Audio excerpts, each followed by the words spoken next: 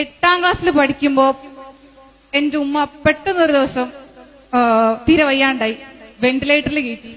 Doctors പറഞ്ഞു വെറും 0.5%, ഞങ്ങൾക്കൊന്നും ചെയ്യാനില്ല, നിങ്ങൾ ദൈവത്തിനോട് പ്രാർത്ഥിച്ചോ എന്ന് പറഞ്ഞു.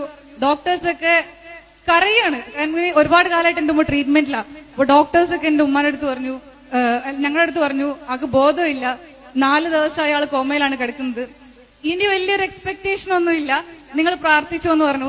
നമ്മള് മുസ്ലിം ആചാരപ്രകാരം നമ്മൾ യാസീനോ അല്ലെങ്കിൽ കലിമ ചൊല്ലിക്കൊടുക്കുകയൊക്കെ ചെയ്യും. അങ്ങനത്തെ അന്ത്യകർമ്മങ്ങളൊക്കെ ചെയ്യാൻ തുടങ്ങി. ആ സമയത്ത് ഒരു ഡോക്ടർ വന്നു, ഡോക്ടർ ഗീത, അറിയുന്നുണ്ടാവും, മിംസിലെ സീനിയർ ഗൈനക്കോളജിസ്റ്റ് ആണ്. ഡോക്ടർ വന്നിട്ട് പെട്ടെന്ന് വന്നിട്ട് ബാബായുടെ അടുത്ത് പറഞ്ഞു, നമുക്ക് സർജറി ചെയ്ത് നോക്കാം, എന്താവുന്ന നമുക്ക് പറയാൻ പറ്റൂല, പക്ഷെ നമുക്ക് ചെയ്തു നോക്കാം. കൺസെന്റ് ലെറ്റർ എന്ന് പറയുന്ന ഒരു സാധനം ഉണ്ട്, ഈ ഒരു പെർമിഷൻ ലെറ്റർ ഇല്ലാതെ നമുക്കൊരു സർജറി ചെയ്യാൻ പറ്റൂല. ആ ഒരു ഡോക്ടർ